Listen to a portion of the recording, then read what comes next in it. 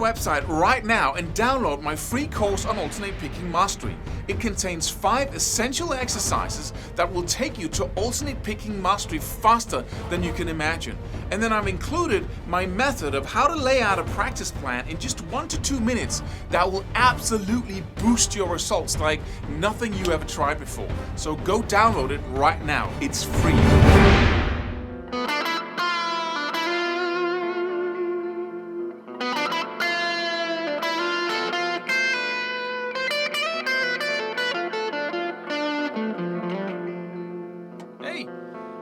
Play some Locrian stuff here.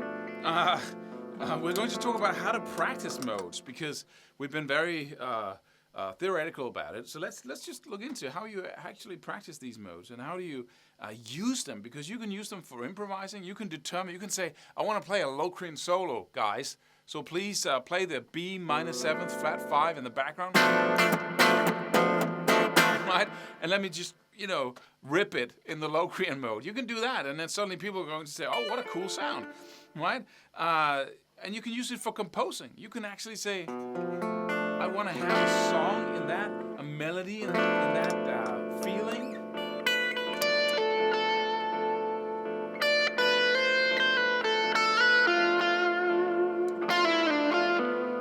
Right? And you can start composing in that as well.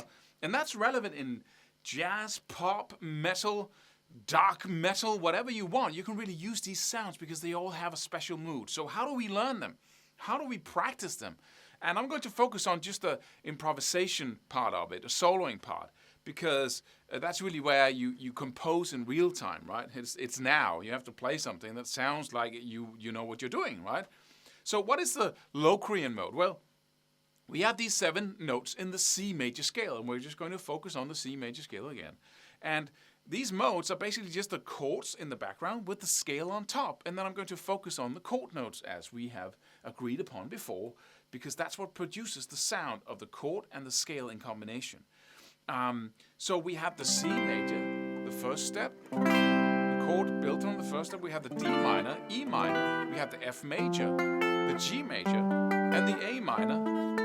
And then we have the B minor flat 5, which is really a weird chord, just in between all the neat minor and major chords.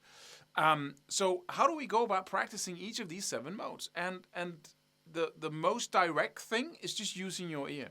And your ear connects to something visual. So let's say you've learned a particular shape. Let's just say you have the first position, major,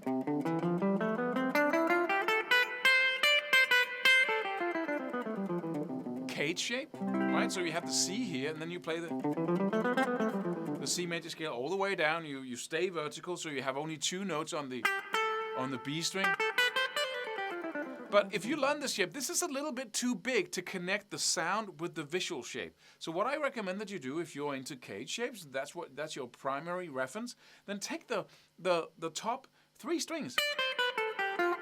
And that would G string be on the G string 7, 9, 10. And it would be 8 and 10 on the B string, and then 7, 9, 7, 8, 10 on the high E string. Then you have a little visual shape there, and that's not so crazy. You have 5 cage shapes, and you just divided it up into 2, so that means that you have 10 little 3-note shapes that you have to learn if you want to learn modes in this way, right? So let's practice the Locrian mode. I'm just going to do it, and then you can get the idea of it. So the Locrian mode would mean that I would play the 7th-step chord, which is if I go up from C 7 steps, I get a B, and if I form a chord from that and say I take every other note in the C major scale from the B, then I would get, and then, right, so I would get a diminished triad basically. But if I take 4 notes and take the next there, then I have a B minor 7th flat 5. B half diminished, as people call it. So let's play that in the background. Let's hear that sound. So we have that in the background now, okay? And then we want to play the C major scale on top of that with an emphasis on the notes of the chord. But the notes of the chord are just the notes that are going to sound home, right? And I take my little 6-note shape here, right? And I just test. I take these notes and say, okay, let's do the first. Does that sound home? Does it? It does, right? I don't care what note it is. I have no idea, right? I don't want to know. Okay, the next one, because it's visual in this case, right? And listening. This sounds pretty cool, but it's not like home. It has some tension, right? So now I have some home, and I have some tension. Right? I can start creating something here.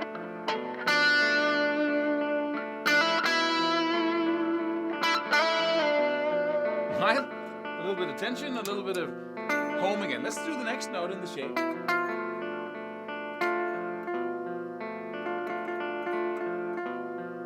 Sounds pretty good, I think.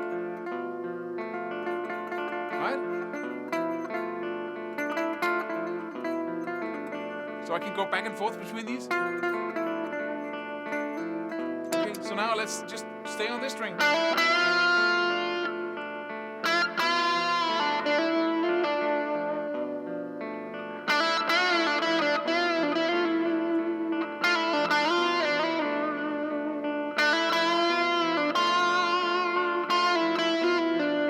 So I basically have now the hearing, the sound of these notes sounding good over the tension, home or tension, right? Tension up against the chord in the background. So now I take the B string. Little tension, right? Oh. Sounds more home, right? So when I start using these 4 notes, or 5 notes, right? And I improvise with them and try to find the right combination between tension, which is a scale note, and home, which is a chord note.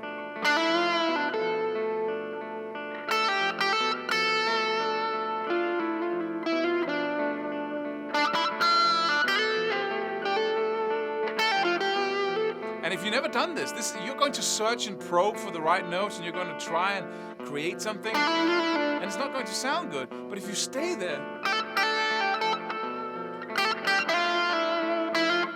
then you start making sense, because you start getting used to the sound and the dots on the fretboard in this particular shape and the Locrian sound. Take the next string. Sounds pretty good. Maybe with some tension. This sounds that 8th fret on the high E string, yeah. Okay. Oh. That's the same thing as that's the first note we played. Okay, let me just stay here up, just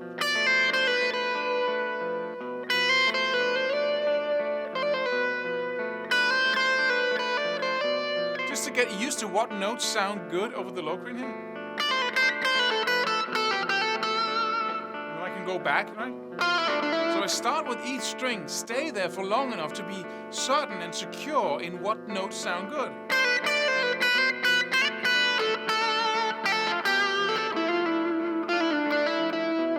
And now I can play the freaking mode, and I don't even know any arpeggio shapes, nothing. I don't know any theory. I don't know why these notes sound good. I know why. It's because they're in the chord, right? But I don't know exactly what they are. It's the 5th of the chord, or the 3rd, or the root, or...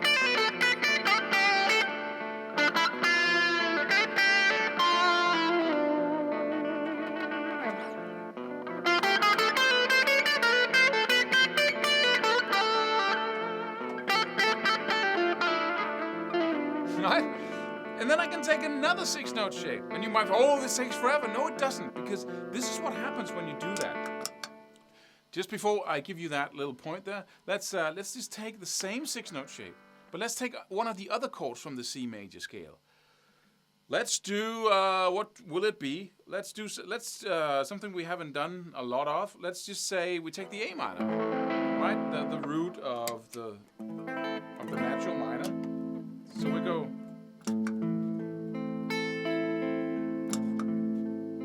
And I take the same 6-note shape. Now there will be other notes that sound good over this chord. Let's start in the same place. Sounds okay, but it's out, right? It's a little bit tense.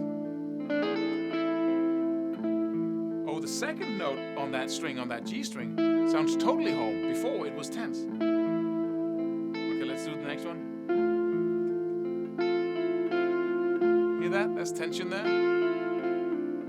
So I can stay on just this string now, and I can go. So now I know the middle note sounds really home, and the two others are tense.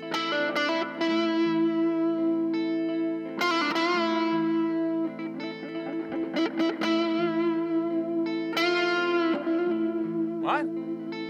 Play around with that until I feel certain that I can play something that sounds really good, or like home, like I know what I'm doing. Over that chord. So let's take the next string. It's okay, but it's not like, oh, that's home, right? That second note on the B string, 10th fret. Okay, let's stay there for a while.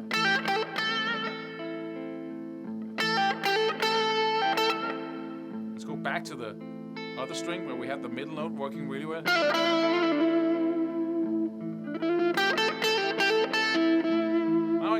Now I have control.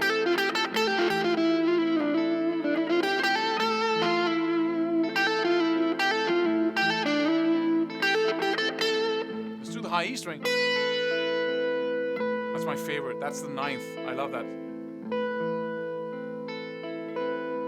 Right? Oh, this sounds like home. So the middle note on this string as well sounds totally like home. And then that's a little bit out. Same as the first one we played. So now I have actually the middle note on the high E string and the G string sounds really good, and the last note on the B string. I don't have to remember that. I just have to get it into my fingers, play over the A minor. I don't even have to know what chord is in the background. I don't have to know if it's Locrian, Dorian, Aeolian, Ionian, what one of the 7 chords is in the background, because I'm training my ear here. I hear that sound and I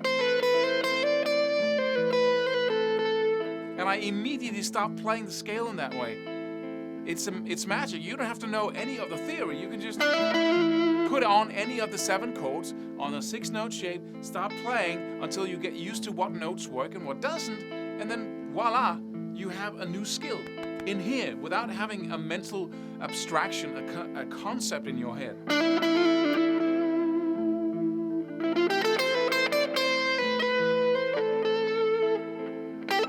Now I'm playing Aeolian, right?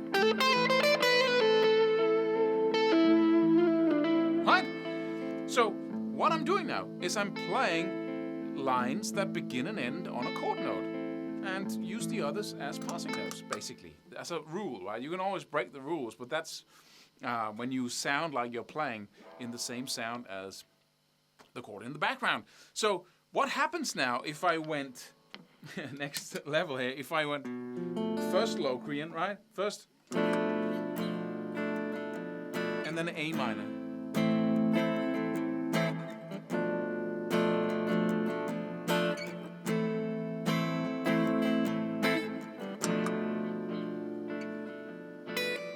Now I have 2 modes shifting, right? I have the Locrian, the B minor, 7th fret 5, and the A minor, Aeolian, basically. So,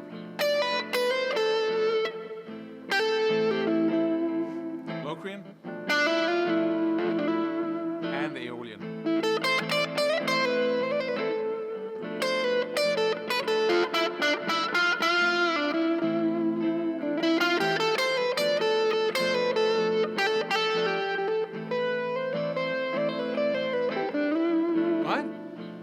And this seems like, oh, this takes an enormous amount of time, Claus. I have 7 different modes, 7 different chords I have to play, and now you just chopped up the whole freaking cage system into not 5 different shapes, but 10 different shapes. The lower 3 strings and the higher 3 strings. So that's 10 different shapes, 7 different chords in the background that I have to practice and sit and meditate. It's impossible. But the cool thing is here, my friend, is that if you learn one mode in one shape, that is a huge step. Just that attention to what notes sound good. It's like, you learn one 6-note shape in one mode, then you learn that same mode in another 6-note shape, and then you do some Aeolian, you go back and forth between Locrian and Aeolian, perhaps the A minor and B minor flat 5 in the C major scale, and listening within that shape. If you just master these two modes within one shape, you already took a huge step because you're training your ear. And I promise you, if you start then, okay, go to the next shape. Oh, then you get tired of low key and oil. You want to try a third chord. You want to go for the G minor sevenths as well. And then you spend a week just playing and that, and you start, okay.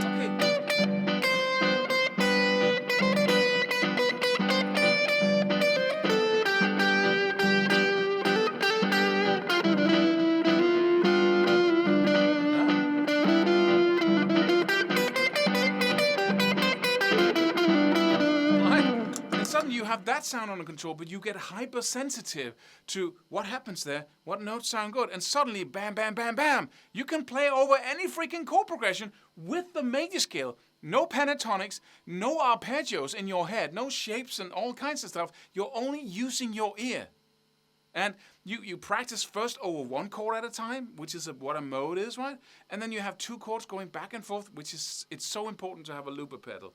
And then three chords, once you practice Mixolydian, which is G7th over, and so on, right? And you practice the Aeolian, and suddenly you start putting them together in one shape, and you can just, whoa, I'm just following the freaking chords, and I don't know any of the chord notes. I'm just using my ear. So please don't see that. Again, don't see this as a linear, like an uphill journey. You have to stay on that path and it just goes out into nowhere. After 30 years, you know everything. It's an exponential growth of the more you do, the more you learn, the faster you learn everything else, until you suddenly don't realize. I just played over a chord progression with all 7 chords of the C major scale or any major scale, and I just did so effortlessly. I just sought out the cool notes because that's what I do. That's one way of learning the modes. And tomorrow, we're going to do another one. Subscribe for more free videos. Do it. Do it now. Do it.